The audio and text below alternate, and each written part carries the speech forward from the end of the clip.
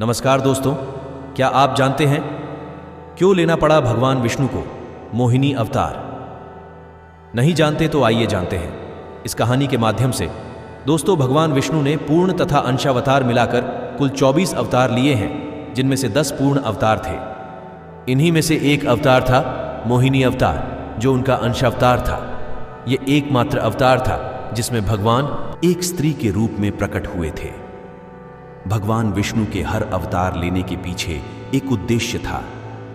मोहिनी अवतार भी भगवान ने धर्म की रक्षा करने तथा अधर्म का नाश करने के उद्देश्य से लिया था।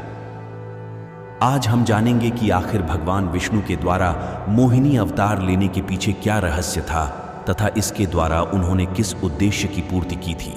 जब सृष्टि में महाप्रलय आई थी, तब उस समय सब कुछ जलमग्न हो गया था। इस कारण कई महत्वपूर्ण वस्तुएं तथा औषधियां धरती में समा गई थी। इसके साथ ही देवताओं की शक्ति दैत्यों के समक्ष कम हो गई थी, जिस कारण सृष्टि में अधर्म तथा पाप बढ़ गया था। इसके लिए भगवान विष्णु ने देवताओं को समुद्र मंथन करके अमृत तथा अन्य अनमोल रत्न प्राप्त करने का आदेश दिया।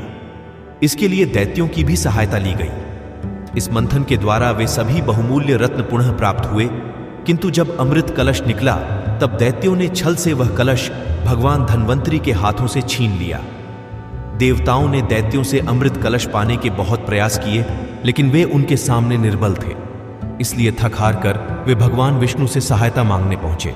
जब भगवान विष्णु को यह झांत हुआ कि अमृत कलश दैत्यों के हाथ लग गया है, तो वे चिंता में पड़ गए, क्योंकि यदि दैत्यों ने वह अमृत पी लिया तो स्वयं उनके लिए उनको मारना असंभव हो जाएगा।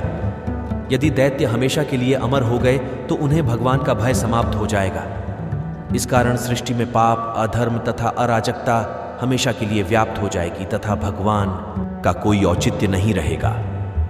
इस कारण भगवान विष्णु ने अपनी माया के प्रभाव से एक सुंदर स्त्री का रूप धरा, जिसका नाम मोहिनी था। इस अवतार की सहायता से उन्होंने दैत्यों का मन मोह लिया तथा उनसे अमृत कलश प्राप्त कर लिया।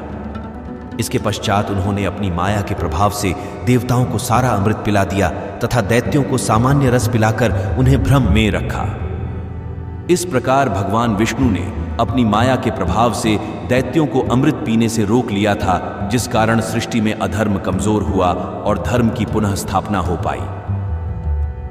दोस्तों, यह कहानी आपको कैसी लगी हमें कमेंट करके जरूर बताएं, और आप इस चैनल पर नए हैं तो सब्सक्राइब जरूर करें। धन्यवाद।